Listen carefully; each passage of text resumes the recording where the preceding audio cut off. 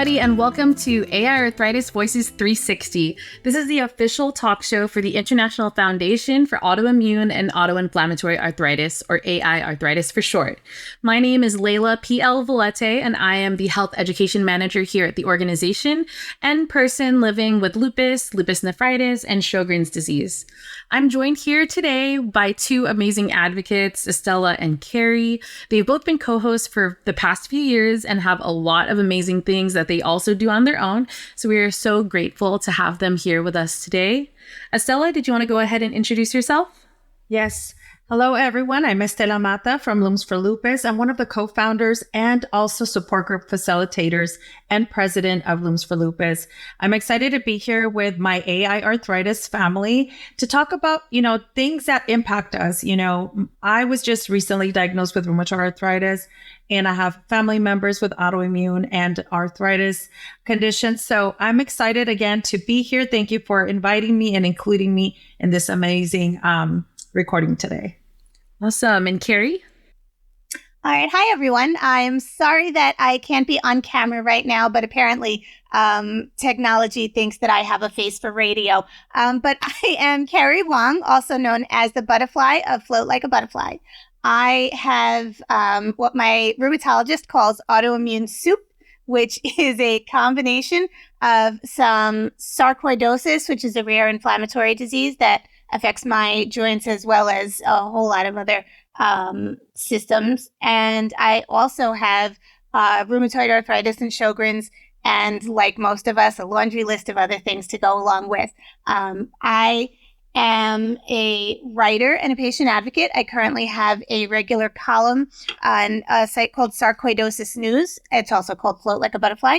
And what I am most excited about is that I just released my first book. It is called Kaleidoscope Rare Disease Stories. It's a collection of 60 stories from close to 50 different people living with rare diseases. So I am always excited to help lift other voices, raise other voices, and share each other's stories. And so I'm looking forward to today for a chance to, hear from some of the other stories and see how we can kind of jump back in to give you some suggestions and tips and tricks to make things a little easier. Thank you so much. Yeah, exactly. That is what we are here to do today. So today's topic is social wellness within AiArthritis disease. This topic came about in the past few months when we had a social media post that got a lot of response to it.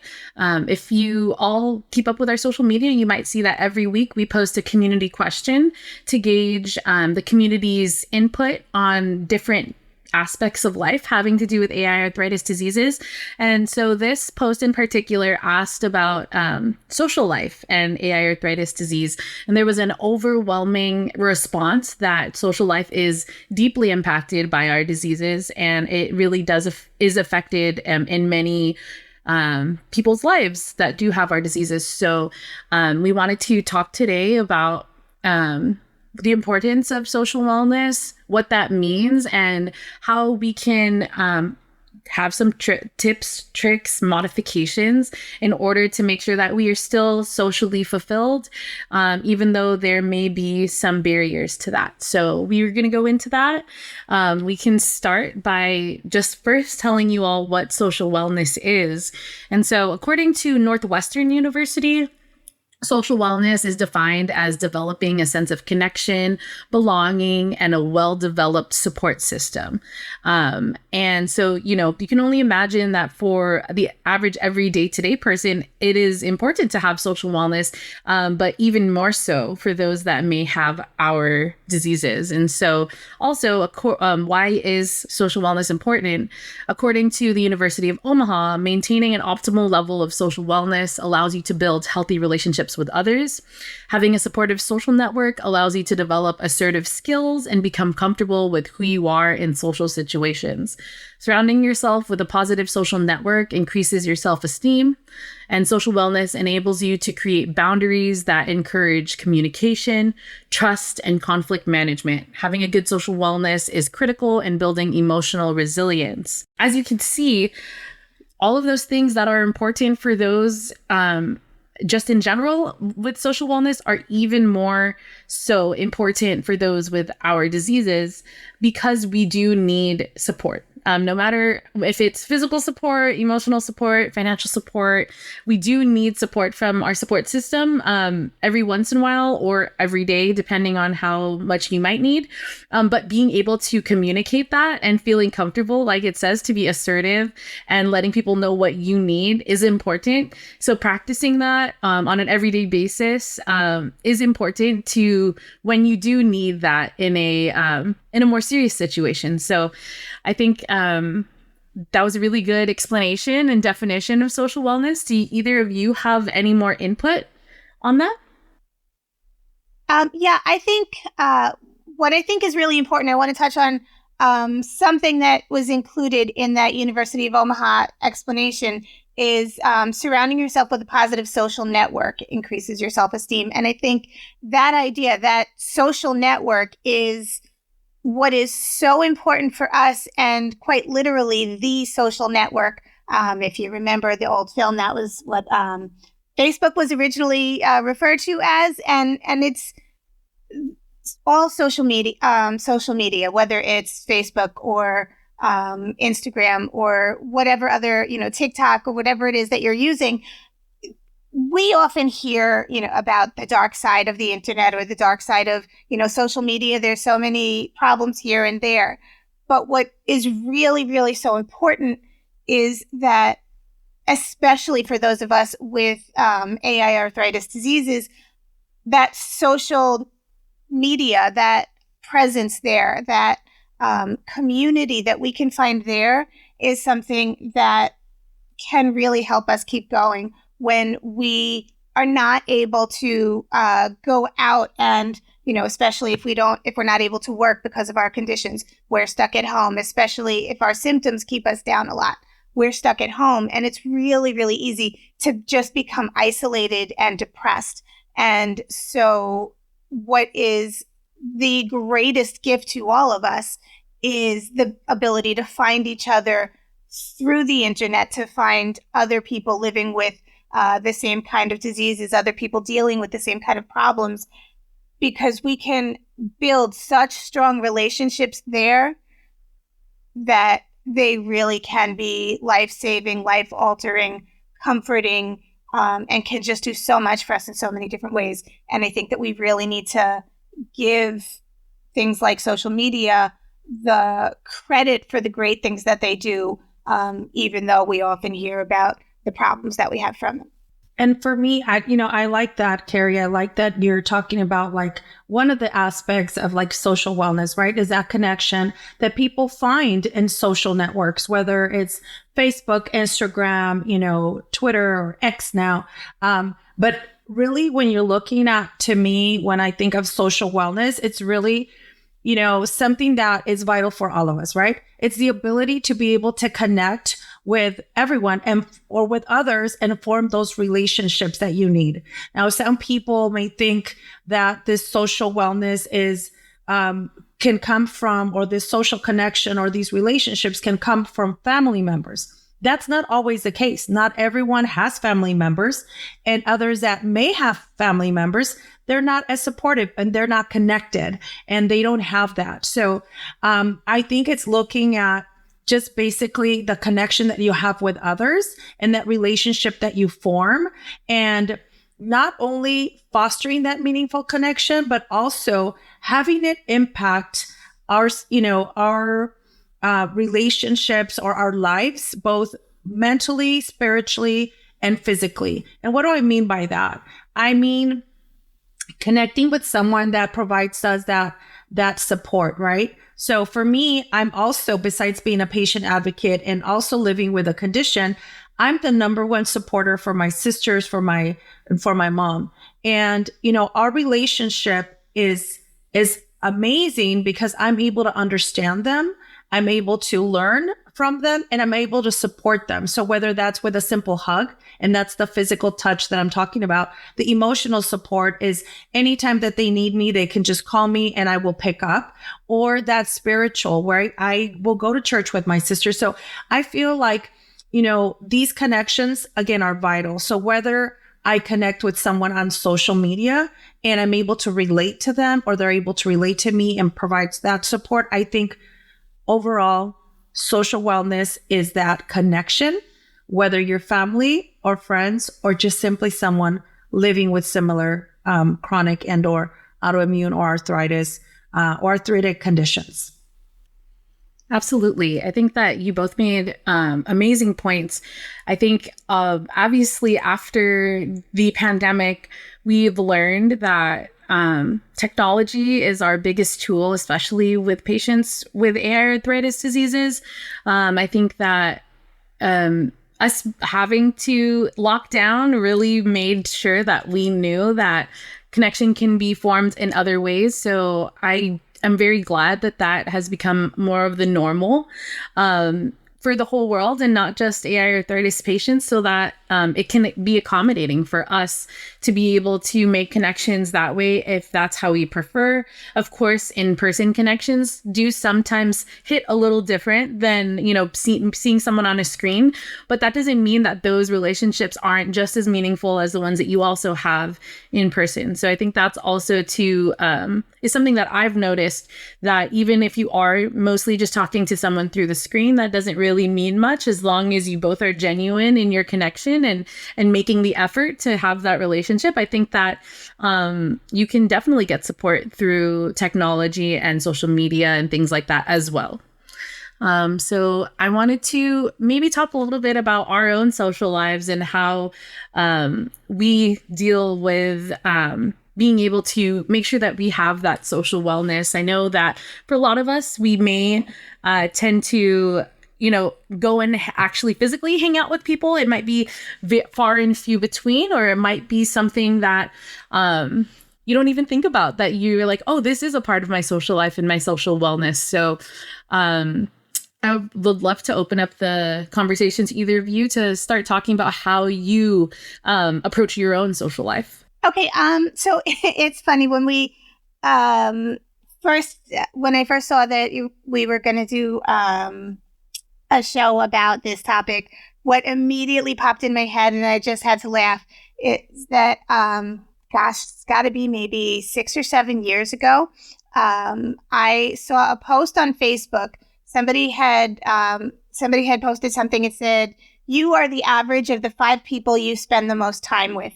And as soon as I saw that, I just automatically responded, okay, well, that's probably my husband, my mom, and I guess 3 doctors. And it was kind of the automatic, maybe a little bit snarky, but then it just got me thinking how real that really was. And I ended up, I had to kind of explore it further and write about it more. And what I ended up doing was I sort of took a look at the past month, and I made a list of every time I saw someone, had some sort of in-person social interaction with somebody throughout the month. And it happened to be April, which is Sarcoidosis Awareness Month. And so that's the time that I am probably busier than any other month throughout the year. And I think I had maybe 10 incidences throughout the month where I actually saw somebody outside of my medical providers. But then I looked at my color-coded calendar. And so all of the red on there, which is what I use for medical appointments, and I had something like 13 or 14 of those within that month. And, so and that was actually a light month when I didn't have a whole lot going on significantly, that, I didn't have a new outstanding urgent problem to deal with. It was just, this was my regular thing. And I had like 13 or 14 medical appointments in a given month. And it made me think about how important it is to have that social interaction, to have that social life. I was able to see throughout those 10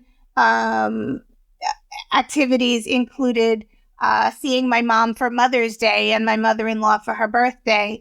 And, so there were a couple of holiday occasions where I actually got to see family. and a couple of times where I maybe had dinner with a friend of my husband's, because most of my friends in person have kind of faded away, or they're just too far away to really get together. And so I just kind of really was thinking about how, in addition to just the fact that I had so many more medical appointments than actual appointment, fun things, social things, what I also looked at was the number of things that I had to cancel. And there were probably more things that I had to cancel or say no to than there were things that I was able to actually do. And so I think that's when, yes, it's great to go and have dinner with a friend, but it could take a week of recovery after going out to dinner with a friend. And so that's when I think it is so much more critical to make the most of what you do have. And for me in person, that's my husband and my mom. And I know that I am very lucky to have them. And beyond that, for the most part, it's my sarcoidosis family who I see mostly online. It's my arthritis family who I see mostly online. It's my rare disease family who I see mostly online. And that, like you said, Leila, it's something that, people who don't have it might not understand, but just because it's through a screen doesn't mean that we can still have and create some of the deepest, most genuine, closest relationships with people because of the bond that we form from these other things. And that really can't be discounted. It's sad that there are a lot of people who I thought were friends who have kind of faded and drifted out of my life. But what I need to do and think about and kind of reframe it is that I have the people who really matter, the people who really care. They are the people who are in my life, who will stay in my life. And they are the ones that matter, and they are the ones that make me feel better when I need it. So that is really kind of where the shift comes, I think, for me. And for me, I think, it's talking about what are the components or what makes up this social wellness, right? For me, you're talking about emotional support, which is really, again, the ability to connect with others, right? And then you have these social connections, right? Which these social connections, just like you were saying, Kerry, they're the people that you connect with on social media, or your family members, right? These people connect with us at a different level because not only are we connecting, but we feel trust. We feel like heard. We feel included. We are able to express ourselves. We're able to feel acknowledged. And I think that is really what helps us, right? The social connection that we have is what is going to relieve our stress, which hopefully prevent our flares. And again, promoting both physical and mental wellness. Now, when you're talking about this social wellness that comes about from these connections with these other people, whether, again, family or friends, or just, someone that you meet online, we feel so lonely. We feel alone when we are first diagnosed, whether you're just diagnosed now or whether you've been diagnosed for a long time living with your condition. You're still going to feel lonely at times. You're still going to feel stressed. You're still going to need someone, right? We're just creatures of habit. We want to connect. We want to feel loved. We want to be heard. And so what we need to do is try to connect with others, whether if you're homebound, you do it on social networks or support groups, right? You form these amazing relationships. For me, I get my social wellness from my family, from my friends, from the support groups. So I actually facilitate support groups with my sister, and every relationship is so unique, right? And it's nurturing, not just for me, but I think also for them. You build this connection that you wouldn't have otherwise. You're vulnerable. You get to express yourselves. You get to feel heard and understood. And most importantly, I think you feel seen. And I can't even describe that feeling, of hope that you get from others when they're learning from each other, when you hear about what can help you or what's helping them. I think just overall, just again, those connections that we build, no matter with whom or in what form or location, I think those are very, very vital. Definitely. I think it's very interesting talking about this topic for me because I grew up having lupus. I was 12 years old when I was diagnosed with lupus. So it's always been a part of me prefacing, like with people who are my friends, like they do know and they've known for a very long time that I do have a condition where I will need to cancel sometimes. I will need to take some time for myself every once in a while. I think there's a weird juxtaposition because when I was younger, I did not really care about my health as much. And so I would prioritize socializing. And so I graduated college in 2019, right before the pandemic happened. So I went from having a very robust social life to having just the people that were around me. And luckily, I did live with three of my best friends, including my now husband, and two of my best friends that were a part of my wedding that I just had a few months ago. And so we were able to stay home and make a really great time during COVID. And I'm so thankful for that. But the transition after that was very hard for me because I had gone from always being a part of a community, whether it be dance or volleyball or the Filipino club that I was a part of when I was in college. I had always been surrounded by so much socialization. So moving then, in 2020 on to now in 2024, I've struggled actually to find a community that I wanted to be a part of and felt like I was a part of. And I've been striving for that for maybe about a year and a half and kind of picking my brain to see what else I can be a part of. And I've been a part of AiArthritis for about a year and a half. And that has really brought me a lot more socialization, a lot more understanding, or feeling like people understand me and my condition, and also being able to be a voice of being able to help others that have our diseases too. I feel very grateful every day that I do have, a milder form of lupus where I'm not debilitated. I don't feel like it affects my everyday life. But I know that it's taken a lot of work and a lot of help to get to that point.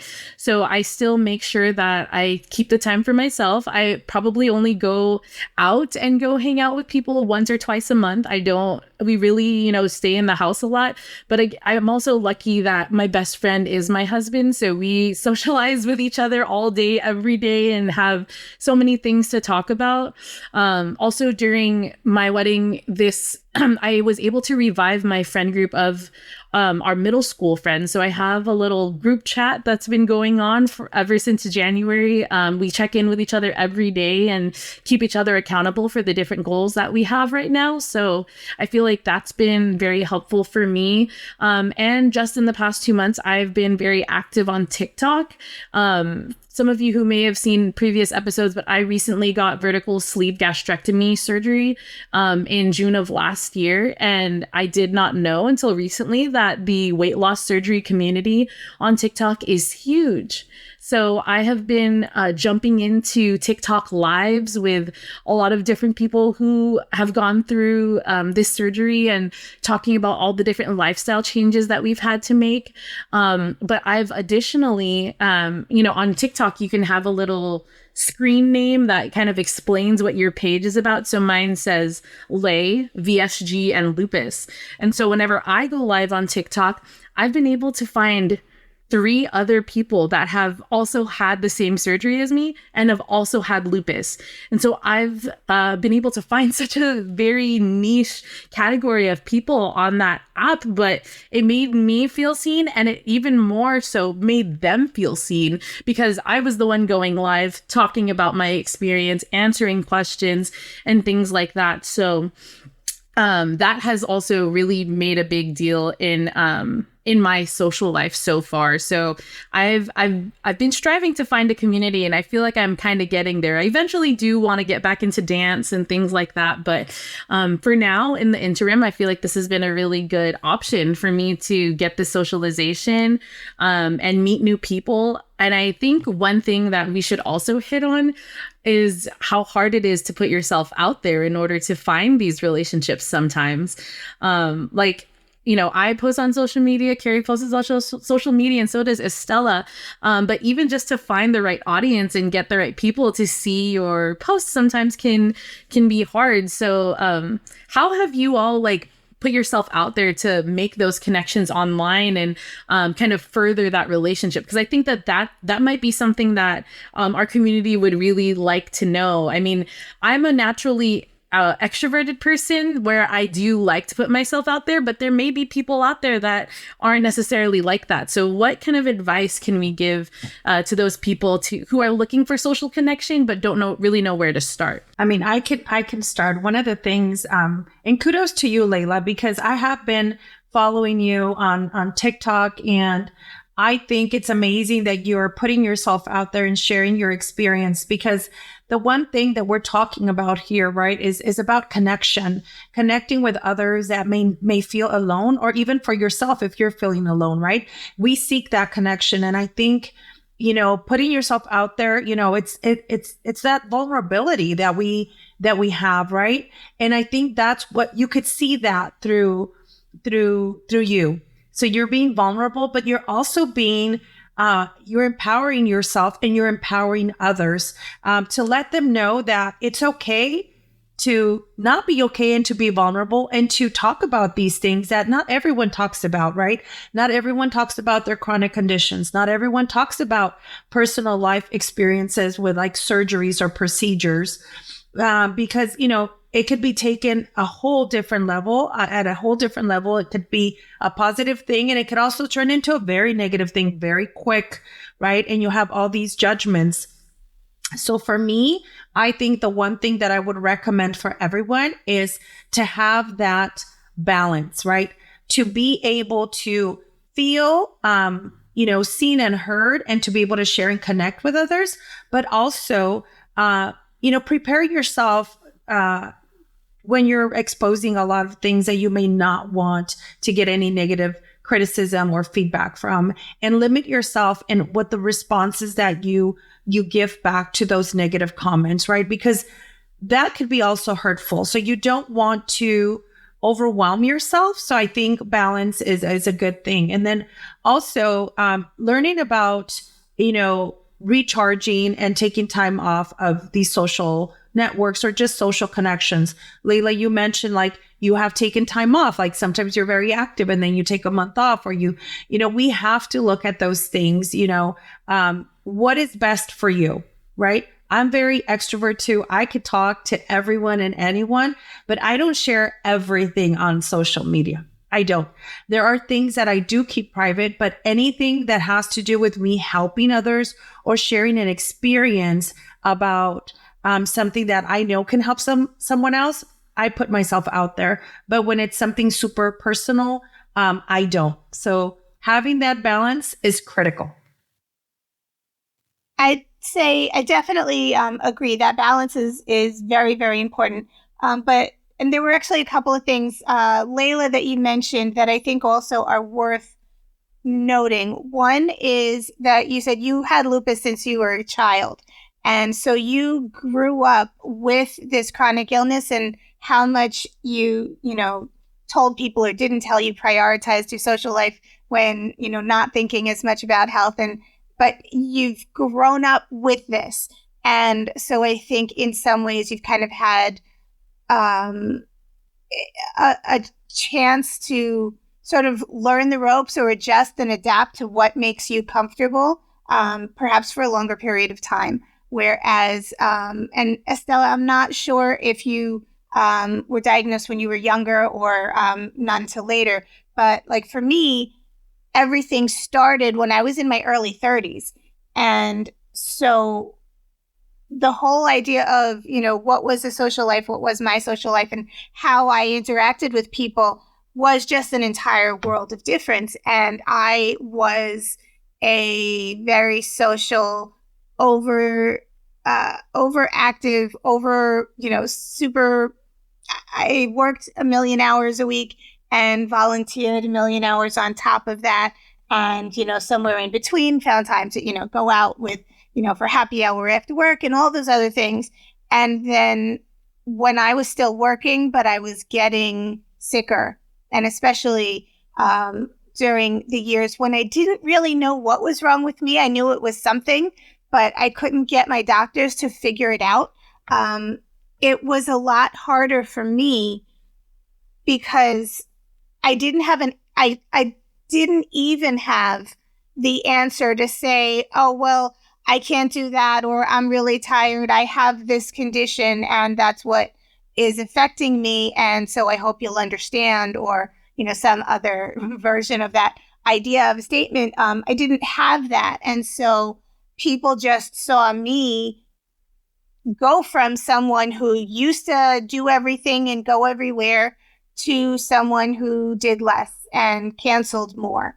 And I was just not as much fun anymore. And I think that's a part of where I lost some people, and then from being active at work and working in a very community-driven environment, and then suddenly kind of losing all of that. That was all these different directions and avenues of people that I suddenly didn't have anymore. And so that was really difficult for me, because it wasn't just a matter of growing up with something. And not to say that it's easy to grow up with it, because, I know kids can be difficult. So I feel for you with that. But it is, it's a different experience when it comes from having it all or feeling like you've got it all to losing it all. And so finding that balance, I think, like you were saying, Estela, it's a little bit harder to get people to understand what that balance is that you need when you don't have as clear of an answer, or when you have a condition that people haven't heard of before or just don't understand. It's hard for them to understand more of what we're really going through. And that's where I think, sharing our stories is so important, not only for us, but, Leila, like you said, you sharing your story helps other people feel seen. And, that's what I think we as advocates really want to do as often as we can.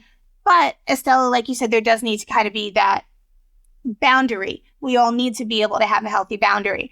And so just as an example of that, in wanting to share things with social media, for instance, I have, my personal page, which is Kerry Wong's as a person. And that's, my friends, people I've grown up with, people, who have been a part of my life. And I actually, know them and they know me.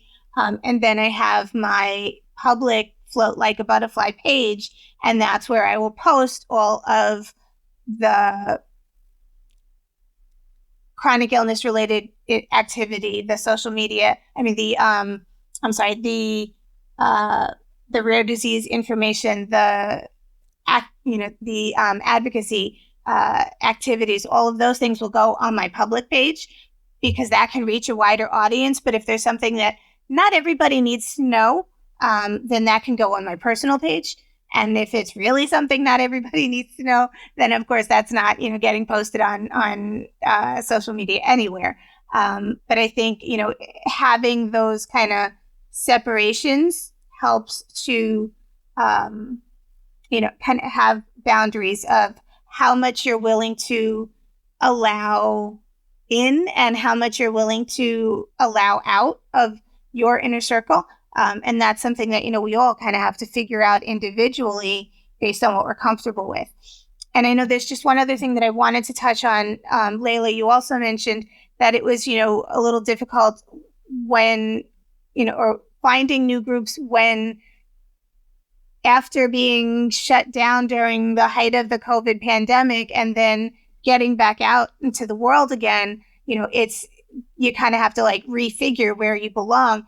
And I think in some cases that can be also an extra challenge for us, because with autoimmune conditions, autoinflammatory conditions, and compromised immune systems, whether because of our condition or because of the immunosuppressive medication that we take to treat these conditions, we may not be ready to go back out there when everybody else is ready to go back out there. And, that's one thing that I will say I struggled with to some extent, still do, but I've been getting better, I think, is, when the world shut down, my husband was still working, but when he wasn't working, he was home with me. And we were, in it together. And then as time went on and vaccines started to come and treatments started to come and people saw the world as safer, my husband and his friends wanted to still go out. I still couldn't. We would see ads for vacations that we would have loved to have taken and we would have taken a few years ago, but I couldn't anymore. And so what was really difficult for me was trying to find the balance between keeping myself safe but not holding someone else back, which I think is just a very, very fuzzy area. Like there's absolutely no clear line. It's a challenge. And, it's something that I think I still kind of work on. I've been getting better at going out, but still with limitations I have my own restrictions. And so what I've had to do is kind of, we together have sort of had to talk a bunch of times and think about and work on figuring out what things I'm okay with him doing with his friends, even if I don't go, because I don't want him to miss out. And then what things he doesn't want to do without me anyway, because he wants to be with me. And I'm grateful for that. And so that's, I think, it's a fuzzy line to try and figure, but it's one that really requires communication. And that's, the biggest thing is finding that really being honest with yourself and with the people in your life who you want to still have in your life. And I'm not saying being honest and telling every detail of everything, but figure out what you need and what you are comfortable with, and go from there and communicate that the people who love you and care about you and deserve to be in your life will appreciate that and will respect that. And if they don't, it may sound cold, but you're better off without them. And there are millions of people who are here for you, who do see you, who do hear you, who do believe you, and who are with you. I love that, Kerry, that, sometimes we do have to be flexible. And I'll be honest, with the pandemic, one of the silver linings for us was to facilitate our support groups, both virtually, through Zoom, via Zoom, throughout the whole pandemic. Right now, we are offering both the virtual support groups because we know some people are not ready to come in person. But we also host in-person support groups. So for those people that, even though they're autoimmune, they have their autoimmune conditions and they're immune compromised, some of them would rather be in person. So we do a hybrid. So we do in person and we do virtual as well. And it works. It works for us. It works for a lot of people. And I think it's amazing because you're still being able to connect with both worlds, right? And, that is one of the things that I love about, a lot of this social connection is that we're able to do it through different avenues. We host a lot of support groups live in Spanish, like just to talk about everything wellness, right? We want that social connection, but we also have those in-person support groups where we're able to connect with people, and also the virtual one. So I think it's just amazing to be able to do that. We hosted a conference and Leila was part of it in February. It was a community event. So we were able to both offer it virtually and offer it to those that were comfortable to come in person. So I think, that was one of the silver linings with the pandemic, is that we were able to, figure out different ways to still connect. Because again, this social connection is so vital, I think, for all of us. And even though, COVID's still around, it is not considered a pandemic. We as people that live with these immune compromised conditions still have to be careful. And it is good to communicate to others and have those boundaries and be respected. And I think that's why it's so important to have these connections with the people that you trust and people that you love, because those people that are your supporters will understand because they have your back, right? Estela, what just popped in my head, there's an old Dr. Seuss quote that I think, I've used a million times, other people have used a million times, but it says, be who you are and say what you feel, because those who mind won't matter, and those who mind don't matter, and those who matter won't mind. And I think that just really is the key, and I mean, obviously in this situation, but I think in any situation really is, to be true to yourself and value your own sense of self-worth and comfort and, who you are and what you need. That all matters. I agree. I think that we've touched on a lot of important points having to do with basically, modifying how social life looks for people who have AiArthritis diseases. And I think we can go into the segment of reading some comments from this social media post that inspired this topic, because it goes into a few more things that I wanted to say also. But yeah, we wanted to ask the social media how their social life is and what they do to kind of modify it. One of the great suggestions that we have here, I'm not going to read everybody's names because it was on Facebook. I kind of want to keep everybody anonymous if they choose to be. So I'm going to just read the comment itself. But someone said, I've turned my house into a meeting place. I'm socially active because everybody comes over. And so I think that that's a really great modification if that's something that you like, being able to host people. It can still get a little crazy if we're, a little still very cautious of, what's coming into the house and if there's people who are sick and if we're worried about being immunocompromised. But if it is, just kind of you do want to socialize, but you're more a little bit hesitant to go out because you're tired and because of other symptoms of being in pain and things like that, having people come over to your place can really be a good alternative for sure. Another point that I saw somebody had made, another comment was somebody said, it's been a couple of times I thought I felt too wiped, too much in pain to go to meetups. I forced myself to go and was glad of it. Had some pain and fatigue the next couple of days, as I knew I would, but still worth it. And I think that is also something to keep in mind. There are times that, it might be worth the consequence to do the thing that we really want to do. Just as an example of that, when I go on vacation, I will make sure that I make certain plans, and my plans include a lot of rest days, and that's rest days while I'm on the trip, and then at least a week of not having to do anything once I come back, because I know that I'm going to be suffering, but it's going to be worth it. And so I think that's also something that we can all kind of keep in mind when something comes up, and we can think about, is there a way that we can make it manageable? Or think about how much we think we're really going to, what we're really going to feel and how long that's going to last if we do this thing. And, sometimes we will say, you know what, this is so worth it, I'm going to do it. And other times we'll say it won't.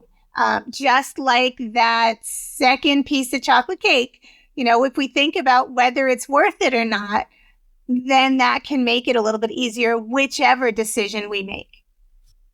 Definitely. I think that's not something that someone who doesn't have our diseases thinks about is that we not only have to plan for the actual time, but the consequences that are going to come from that. And nowadays, that's, it's not just the fatigue and the not just the fatigue and the pain, but also thinking about, if what's going to happen to my immune system and what kind of sickness can I possibly have from, all of this going on. Like with my wedding in January, I was like, I know that I'm going to get sick afterwards. There's no way that I'm not going to hug 150 people and be so stressed out about the wedding that I'm not going to be sick afterwards. So I planned to know that I was going to be sick after the wedding and knew that it was going to take another week or two to recover after.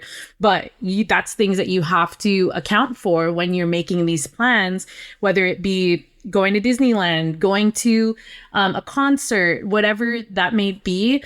Those things are in your head, but that doesn't mean that you can't do it. You just have to be prepared for the consequences afterwards.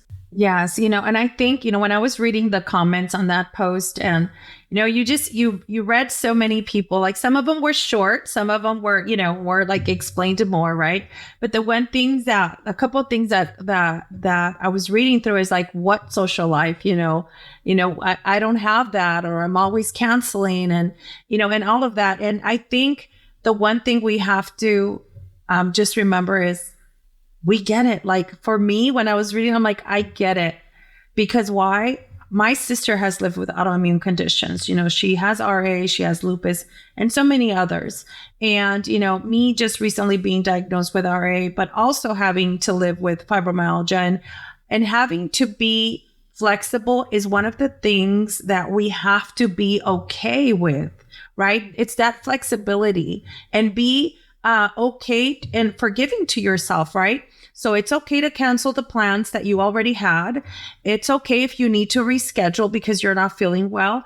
It's okay to block time when you get back from vacation or block time for rest time. It is okay to do the things that are best for us. We have to be our own advocate for ourselves, and we have to be okay with doing that. So if that means, like for me, I'll be honest, like to take care of myself, like it takes a lot, right? Because I'm always trying to care for others. I'm a mom, I'm a wife, I'm a sister, I'm a daughter. Like I always try to put everyone first. But really what we have to remember is, one, you can't pour from an empty cup, right? So you have to be forgiving to yourself, and you have to be accepting of yourself and accept that there are times where you are not going to be the best supporter for someone else because you need to take care of yourself. And for me, that's one of the things that I've been learning, and it's been a struggle because I wasn't always that person that put themselves first. And you always have to remember that being selfish, practicing self-care is not being selfish. It is just basically giving yourself some time. And again, it's okay, and again, you have to look at what's best for you. If instead of going out for coffee, it's a phone call. If instead of, inviting others, like Leila was saying, like to your house, because, you have to clean before, you have to clean during, and then you have to clean after. It's like, let's do a Zoom, let's connect. Because a lot of the times your friends just want to connect with you. They don't want you to host them. They just want to talk to you. So virtual connections is something I recommend. Being flexible, being forgiving to yourself, and allowing yourself some time. So those three things to me, I think are vital. And, again, if you surround yourself with people that are supportive and that understand you, it is going to be a lot easier. And I think that's why it's so great to be connected to these communities, because this post allowed people to, be heard, right? We're listening to them. We're reading their messages. And then also for me, on a personal note, it allowed me to say, gosh, like I'm not the only one, right? I feel seen myself as well. And then we're here supporting each other and supporting that community. So this all, kind of just is a summary of what social wellness is all about. Us connecting through social networks, being here virtually, and being able to connect and understand each other. Yeah, I think that one of the things, like you said, like there's a lot of people that overwhelmingly had the negative comments on the social media posts. And I wanted to address that because a lot of people said, what social life? My social life is affected all the time. And I think changing also the mind frame of what a social life can be. I think that we've done that in this episode is, explaining the other options that we have for social life and not just meeting in person, going mini golfing or going to do whatever other social activity you might want to do, but really changing that mind frame of a social life is just connecting with someone on a deeper level, whatever that may mean to you, a text message, a phone call, a Zoom call, or anything like that, or an Instagram live, whatever it might be. And having a mindset of gratitude, of being thankful that you do have this technology to be able to connect with people, or being, able to see that as your social life instead of being just thinking that it is going out and going to the movies with your friends and dinner parties and things like that. I think that, trying to invest the time into social media or an online connection can be very, very powerful for people if that's something that you'd like to try. I personally do prefer TikTok because I feel like TikTok is a little bit more unfiltered and that there's a lot of people that are able to, really express their true selves on there.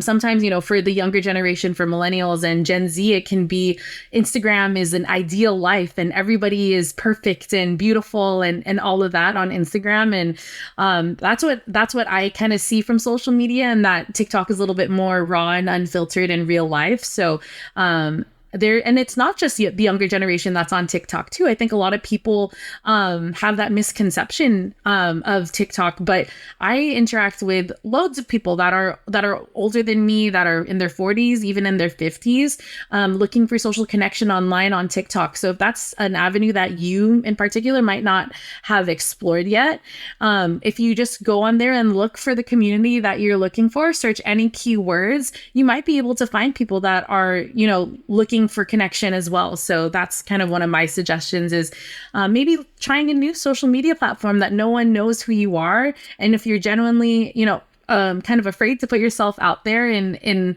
the space that, people may already know you, then TikTok might be a good place for that. Any other final words or suggestions that we might have on social wellness and how to improve your social life? Well, to me, I think you just gave a couple of great examples of why you're turning into TikTok versus any other, platform. You always hear Facebook is for the older generation. You hear, Twitter X is more for like, okay, it's a different audience, right? You have a lot of like the politicians and a lot of the stuff and Twitter or X. And then TikTok is more for like everyone. It's more inclusive, I feel. And you get to interact with different age groups. So for me, I'll be honest, I think just there is no one specific way to interact or to connect with, with others, whether it's on social media or whether it's a support group or whether it's the community, whatever it is that makes you feel connected, that makes you feel seen, that makes you feel heard is really what's going to be the best thing for you. So there is not one single thing that I would suggest or recommend. So again, what is the social wellness that we're talking about? We're really talking about fostering those meaningful connections, whether it's in person or virtual, right?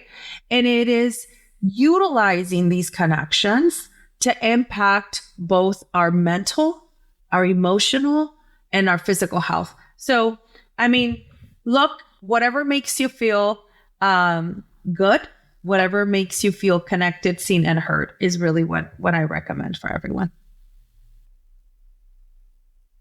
Yeah, I definitely 100% second, third, what you both have said. Having the options and knowing that there is always another option. There isn't, whatever it is that you are comfortable with or whatever it is that you are self-conscious about, you don't have to do the thing that other people are doing. I laugh because in my head, Leila, as you were saying, talking about TikTok in my head, I was saying, yeah, I think I'm too old for that. And then literally at the exact moment you said, and it's not just for young people, it's for older people too. And I am old. But but that doesn't matter, because what we are able to connect with and who we are able to connect with and why we are able to connect, it supersedes any of that superficial stuff. It supersedes age or location or gender or race or, I mean, yes, absolutely, those things come into play in a lot of reasons, in a lot of different situations and all of that, and they do matter. But chronic illness and AI arthritis conditions and rare diseases and disability, those things happen to everyone. And that's something that we can all share, because nobody has to be in it alone. And that's really the single most important thing. Absolutely. I think that was a really great stamp on the end of the conversation with, it affects everybody. I'm sure that there's people without AI arthritis diseases that are still struggling with figuring out where they find their place and how to be social and where to find their community.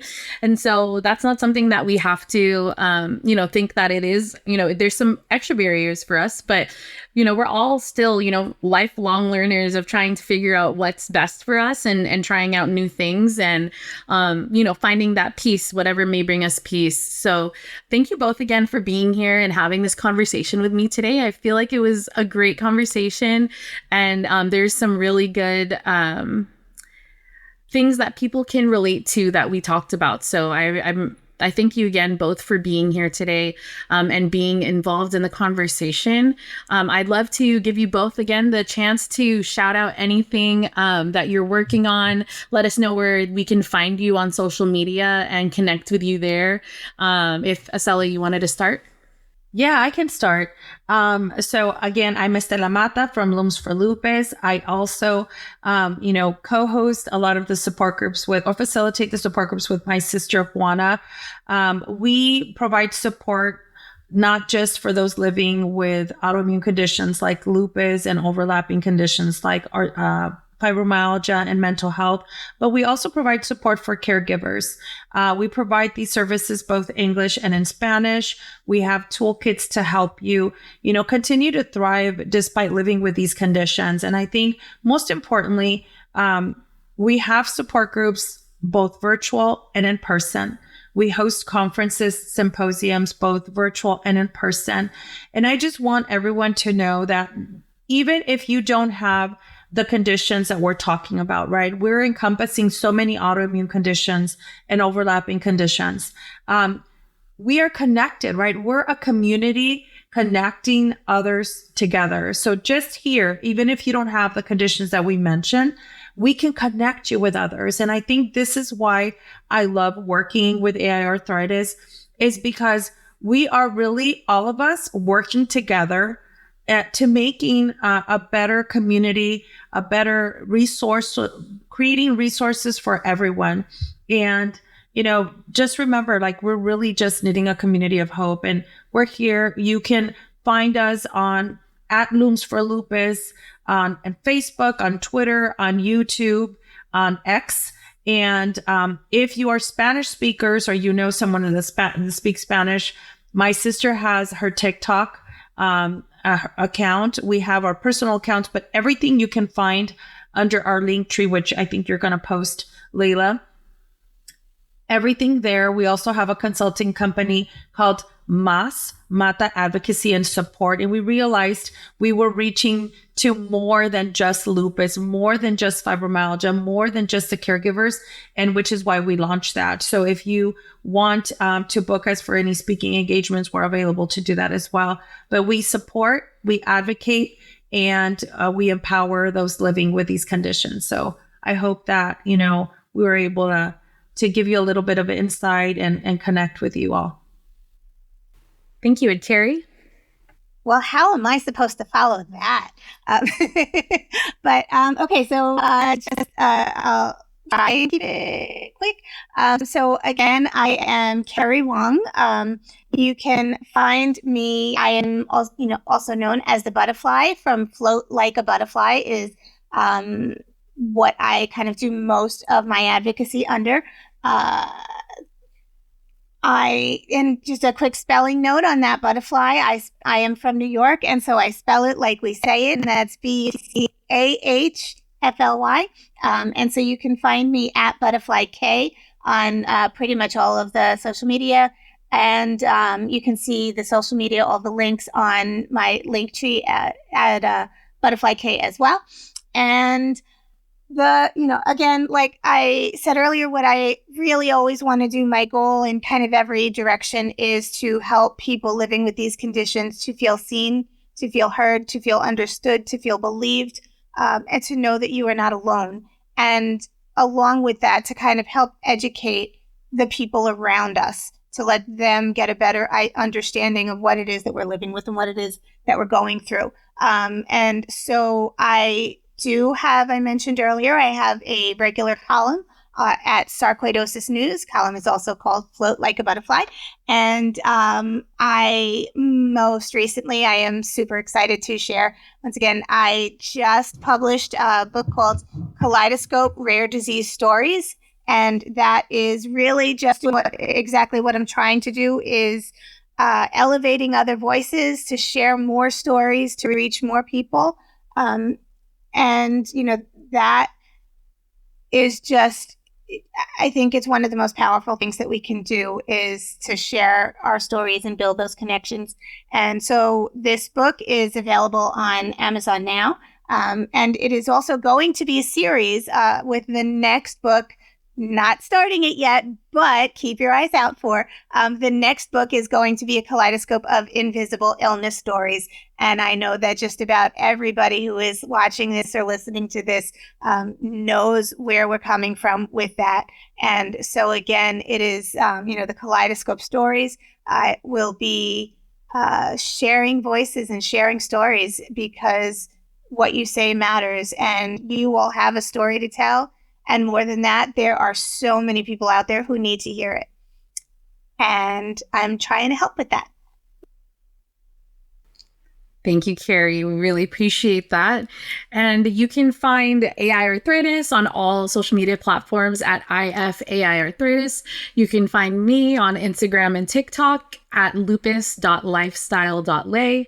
If you or anybody that you know has an AiArthritis condition and is also considering weight loss surgery, I would love to be able to talk to you, talk to you about any concerns that you might have and let you know about my experience with the weight loss. I have had a really big improvement with my lupus symptoms and my joint pain and everything like that. So if there is anybody that you know that is considering a surgery, please send them over to me on TikTok and have them take a look at my page. If they have any questions, feel free to ask them to me. If you are looking for any other resources about any other AiArthritis conditions, you can visit our website at www.aiarthritis.org. We have a lot of different things going on. We have World AiArthritis Day that's coming up in just less than 2 months. So we are prepping for that coming soon. Along with that, we also have our Grace and Able compression gloves that we have been promoting. They are a chili red color that any of the proceeds that come with those gloves, part of the proceeds does go to our organization. If you're looking to order anything else from Grace and Able, we do have a coupon code that is AiArthritis10, so that, a 10% of your purchase can also help donate to our organization. And if you are looking to find any more information about us, please make sure to take a look at all of our social media platforms. And thank you again to Estela and Kerry for being here with me in this conversation today. And we'll talk to you soon. Thank you. Thank you. Thank you.